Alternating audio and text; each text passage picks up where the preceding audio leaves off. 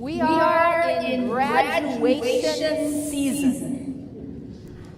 I was at the commencement exercises for Christian Theological Seminary where I teach yesterday, and somebody said that to me, and it just stuck.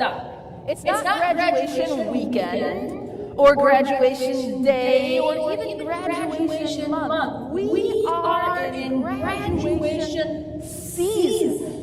That expanse of time from the beginning of May towards the middle or end of June, where we variously celebrate different commencement exercises, beginning with preschoolers all the way up to graduate school, where we recognize not only those who are graduating, but those who have made accomplishments in the various academic exercises in which they are participating. So we go to band and orchestra banquets. We go to National Thespian and National Honor Society events. We clap and celebrate with children and adult learners alike as they receive awards and acclamations.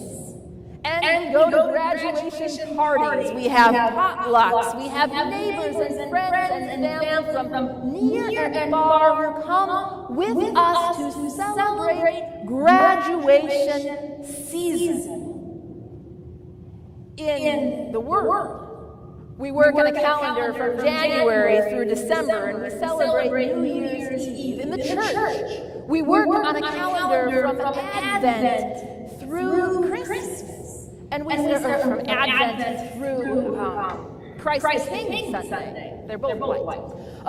And we celebrate God's movements and rhythms in our life. But if we are in any way attached to those who are a part of the school, we work on a calendar from fall to spring.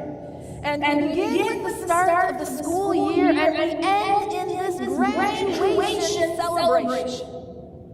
And most graduation celebrations are marked, most notably, or at least they have been for the past century or so, by the playing of the graduation march, pomp and circumstance, as tassels blow in the wind as graduates form a single file line and march onto the stage or into their waiting areas. We hear that glorious march. What we may not all realize is that march was only composed a little over a century ago, about 120 years or so, and it was not initially composed for graduation. It was composed for the coronation of a king, and the title, Pomp and Circumstance, as weighty and appropriate as it feels for these momentous occasions in our children and our family members' academic life, actually comes from a line in Shakespeare's Othello, which goes, "Pride, pomp, and circumstance of glorious war. Glorious war."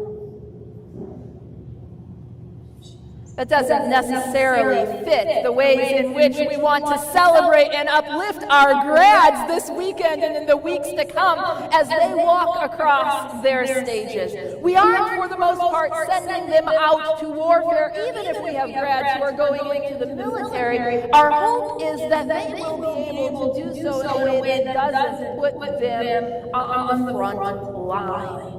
Pride, pomp, and circumstances of glorious war isn't the first thing running through our heads, certainly as we clap for the preschoolers with their construction paper top hats as they go across the stage as well.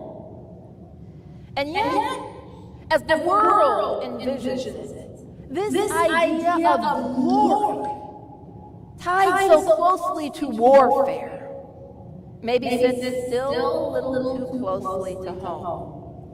Whether it's the glory of conquest that perhaps Russia has in mind in the continuing incursions on Ukraine, whether it's the glory of economic wealth and victory that the United States too frequently puts on the forefront as we engage in globalization are our new acts of colonization across the globe.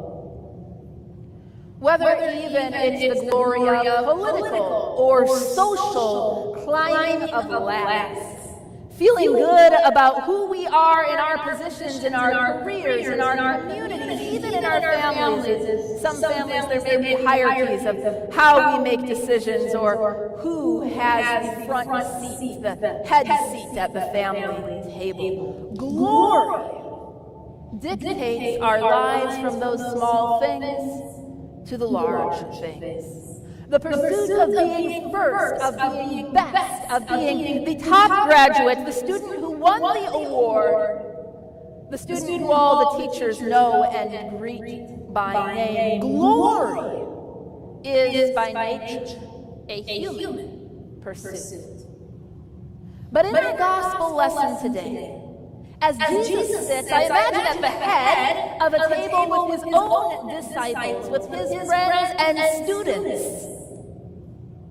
He turns that narrative around.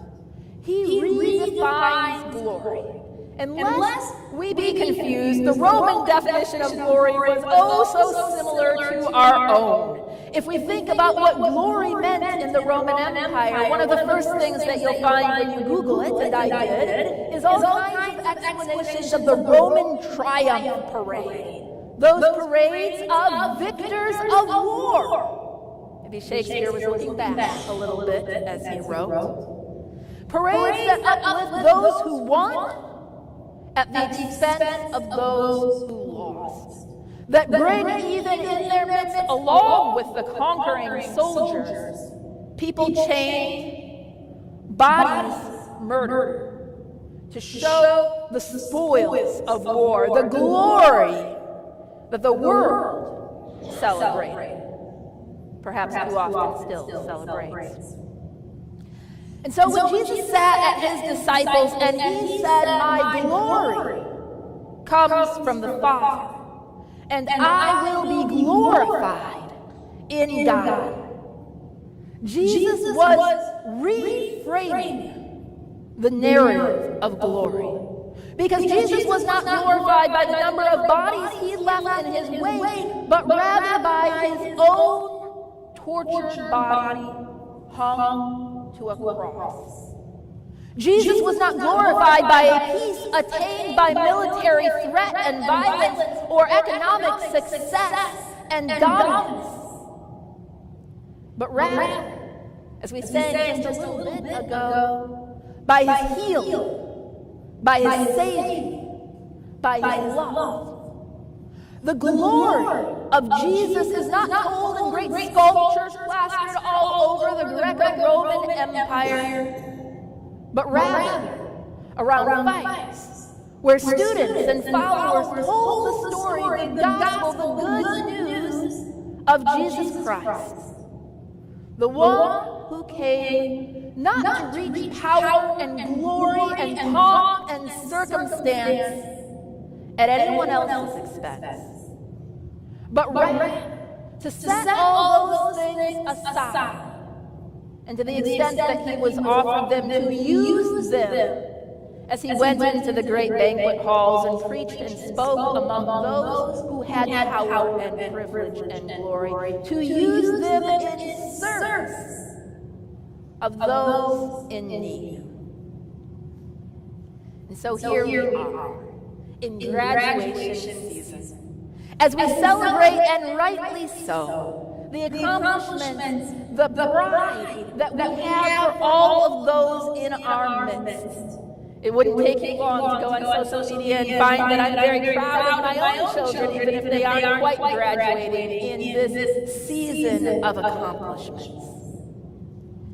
But as we do that, as we share our pride, as we glory in both the big and the little things that we are doing well in our lives, I encourage you, particularly perhaps as you hear that pomp and circumstance as students march across the stage, to remember that the real glory, the real success, the real pride comes not from what we may or may not be able to do, whether we graduate in the top 10 or the top 10% or in the back of the last row. The student president at the CTS commencement yesterday looked at the bulletin of announcements and said, I see some of us are graduating summa cum laude, some of us are graduating magna cum laude, some of us are graduating cum laude, and some of us are just glad.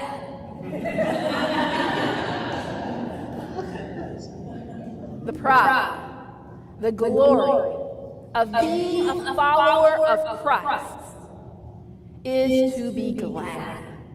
Wherever we sit, however we rank, whatever we may or may not have accomplished according to the world's standards, to be glad and rejoice that all that we do and all who we are comes from Christ, whose glory was on the cross.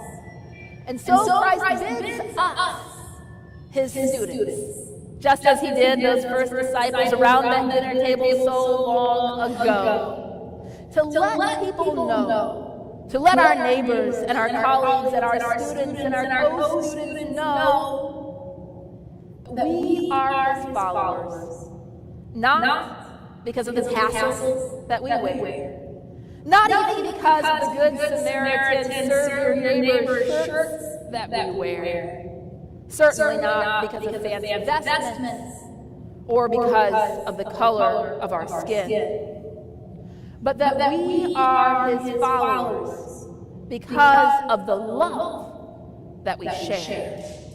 By this, they will know that you are my disciples, he says, if you love one another. And that love, it's not about an emotion, or at least not only about an emotion. It's not about a swelling of pride or a relational connection. That love is about the gladness we have as we celebrate the highs and the lows, as we comfort in loss and congratulate in moments of success and accomplishment. It's about the service we share, as we see someone else who is in need and reach out to help, and perhaps even more difficult at times, when we are in need and someone else reaches out and we allow them to serve.